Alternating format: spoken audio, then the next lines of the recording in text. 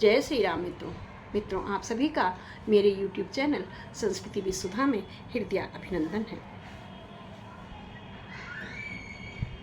श्री रामचंद्र जी ने विभीषण को बहुत तरह से समझाया है और विभीषण ने जो प्रार्थना की है, जो अपने हृदय उद्गार व्यक्त किए हैं प्रभु के सम्मुख, प्रभु भाव विभोर हो गए हैं। और विभीषण कहता है, अब मैं कुशल मिटे भय भारे, देख राम पद कमल तुम्हारे।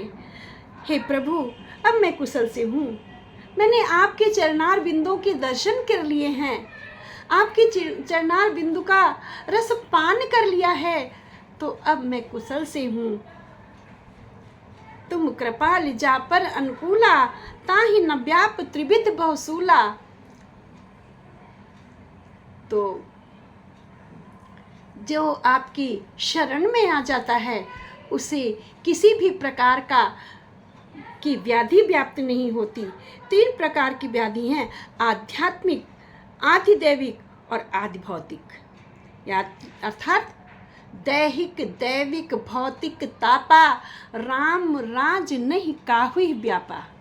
जो राम के राज्य में आ जाता है, जो राम की शरण में आ जाता है, उसे शारीरिक, दैविक और भौतिक, सांसारिक किसी प्रकार की व्याधि नहीं व्याप्ति होती है। मैं निश्चर अति अधम स्वभाव, शुभ आचरण कीन नहीं काहू। मैं निशाचर हूँ, मेरा स्वभाव अधम है, नीच स्वभाव से हूँ मैं। अधर्म करना ही हमारे स्वभाव में शामिल होता है। मैंने कभी भी शुभ आचरण नहीं किया है। जास रूप मुनि ध्यान न आवा, ते प्रभु हरस हृदय मुहि लावा। जिसका ध्यान मुनि करते हैं और जो मुनियों के ध्यान में भी नहीं आता, हजारों सहस्त्रों वर्षों तक प्रार्थना करते हैं, हजारों सहस्त्रों वर्षों तक तपस्या करते हैं, जो श्री राम उनको दर्शन नहीं देते हैं इतनी जल्दी प्रकट होकर के, आज उन्होंने मुझे पल भर में अपनी शरण में ले लिया। अहो भाग्य मम अमित अति, राम कृपा सुख पुंज। देखियो नयन बिरंच शिव, सेव्य जुगल पद कंज। राम कोई साधारण सत्ता नहीं है, राम अखिल ब्रह्मांड के नायक हैं।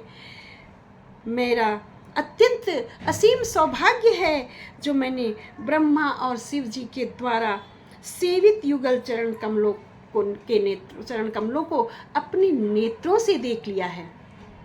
जिनके चरण कमलों की वंदना शिव जी करते हैं, ब्रह्मा जी करते हैं, वह भी उनके चरण कमल की वंदना करने को लालायित रहते हैं।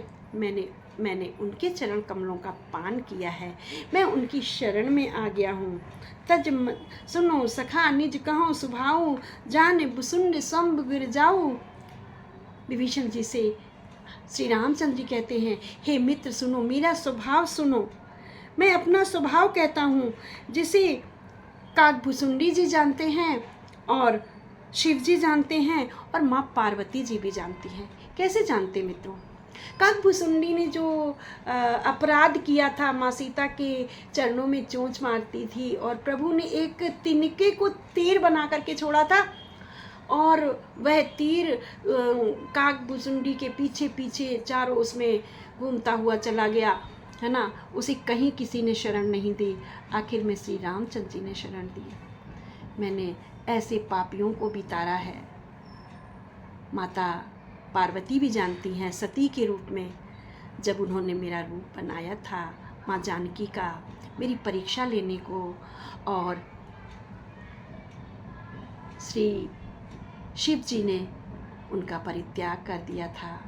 पुनः मेरी माया से अवगत होकर के माँ पार्वती भी मेरी कृपा का बखान करती हैं। तो ऐसे है, जो नर होई चराचर द्रोही, आवे सबे शरण तक मोही। कोई भी मनुष्य जड़ चेतन जगत का द्रोही हो यदि वह भी भयभीत होकर मेरी शरण में आ जाता है तो मैं उसे भी नहीं त्यागता हूँ।